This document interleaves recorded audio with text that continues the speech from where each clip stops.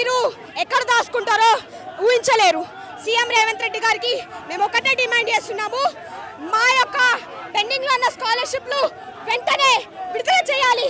100 కోట్లు కాదు, 100 కోట్లు రిలీజ్ చేయడం కాదు, 1000 కోట్లు ఉన్నాయి, 1000 కోట్లు తక్షణమే విడుదల చేయాలి. ఏబీపీ రాష్ట్ర శాఖ ఆధ్వర్యంలో హైయర్ ఎడ్యుకేషన్ ముట్టడి నిర్వహించడం జరిగింది. ఎందుకంటే మన రాష్ట్రంలో చూసుకున్నట్లయితే 10,000 కోట్ల ఫీజు రియంబర్స్మెంట్ ఈ రోజు పెండింగ్ లో ఉన్నది.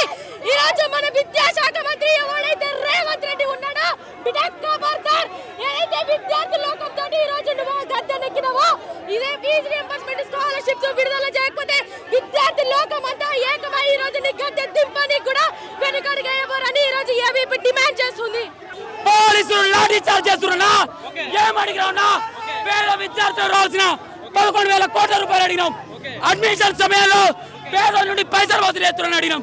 అయ్యా పోలీసు అన్నారా, దండం పెడుతున్నాం, 2 చేతి దండం పెడుతున్నాం. పేదోనికి స్కాలర్షిప్ రావాలి, ఫీజు రియంబర్స్మెంట్ రావాలి, పేదోడు చదువుకోవాలి. ఇదా కాంగ్రెస్ పాలన? ప్రజాపాలన అంటే విద్యార్థులను లాఠీ చార్జ్ చేయడమా? విద్యార్థులను లాఠీ చార్జ్ చేయడని ఈ రోజు అఖిల భారతీయ విద్యార్థి పరిషత్ ఆధ్వర్యంలో హైయర్ ఎడ్యుకేషన్ కౌన్సిల్ ముందు ఈ ధర్నా నిర్వహిస్తున్నాము. ఎందుకంటే తెలంగాణ రాష్ట్రం లోపల రేవంత్ రెడ్డి ఆధ్వర్యంలో కాంగ్రెస్ ప్రభుత్వం అధికారంలోకి వచ్చిన తర్వాత పేద బడుగు బలహీన వర్గాలకు ఉన్నత విద్యను అభ్యసించడానికి ఉపయోగపడేటువంటి ఫీ రియంబర్స్మెంట్ స్కాలర్షిప్ పథకాలను ఎత్తివేయడానికి కుట్ర పన్నుతున్నాడు. ఇప్పటికే ఆయన అధికారంలోకి వచ్చి దగ్గర 3 సంవత్సరాల కాలం కాబోతున్నది. 11,000 కోట్ల రూపాయలు పెండింగ్ లో రియంబర్స్మెంట్ స్కాలర్షిప్లు ఉన్నాయి. ఇప్పుడు దోస్త్ అడ్మిషన్లు జరుగుతున్నాయి.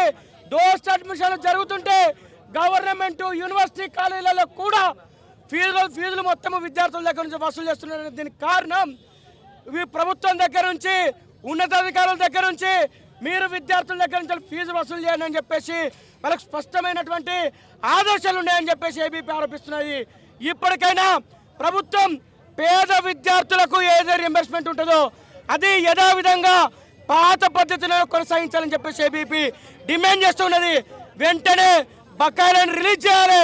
ఈ యొక్క రియంబర్స్మెంట్ స్కాలర్షిప్ అనేది కోట్లు మెట్టు ఎక్కడానికి కారణం రేవంత్ రెడ్డి యొక్క ప్రభుత్వ నిర్లక్ష్యము. నేను కొట్టినట్టు చేస్తా, మీరు ఏడ్చినట్టు చేయండి అని చెప్పేసి ప్రైవేటు కాలేజీలు ప్రభుత్వం కలిసి ఆడుతున్నటువంటి నాటకమే ఈ యొక్క తతంగానికి రాష్ట్రంలో కారణమైంది. కాబట్టి విద్యాశాఖ మంత్రిగా ఉన్నటువంటి ముఖ్యమంత్రి రేవంత్ రెడ్డి గారు దీని మొత్తం బాధ్యత వహించాలి. రేవంత్ రెడ్డి విద్యాశాఖ మంత్రిగా విఫలమైండు. ఇప్పటికైనా పేద బడుగు బలహీన వర్గాల పిల్లలు లాయర్లు, ఇంజనీర్లు, డాక్టర్లను చేసినటువంటి ఫీ రియంబర్స్మెంట్ పథకంలో ఉన్నటువంటి 11,000 కోట్ల రూపాయల బకాయిలను రిలీజ్ చేయాలి.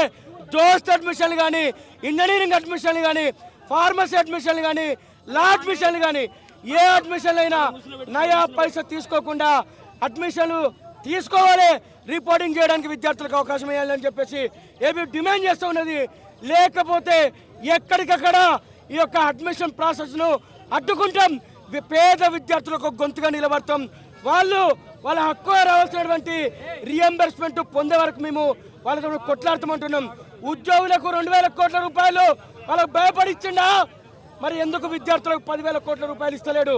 ఈ రాష్ట్రానికి 27,000 కోట్ల రూపాయల విద్యాశాఖ బడ్జెట్ అన్నావు. మరి ఎందుకు విద్యార్థులకు స్కాలర్షిప్లు రియంబర్స్మెంట్ ఇస్తలేడు ఈ ప్రభుత్వం చెప్పాలి.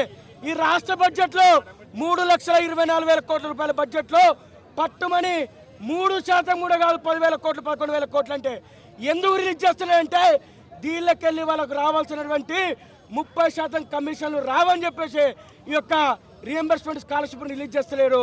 కాంగ్రెస్ అంటేనే కరప్షన్, కాంగ్రెస్ అంటేనే పేద విద్యార్థులకు, పేదలకు ధమ్కి ఇచ్చేటువంటి ప్రభుత్వం. అందుకోసమే పేదలను వంచిస్తుంది, దగా చేస్తుంది. వాళ్ళ మేనిఫెస్టోలో రేవంత్ రెడ్డి చెప్పినటువంటి మాట కట్టుబడి విద్యార్థులకు ఖచ్చితంగా హక్కు రావాల్సినటువంటి రియంబర్స్మెంట్ స్కాలర్షిప్లను రిలీజ్ చేయాలని చెప్పేసి ఏబీపీ డిమాండ్ చేస్తూ ఉన్నది. మాచల రాంబాబు, ఏబీపీ రాష్ట్ర కార్యదర్శి.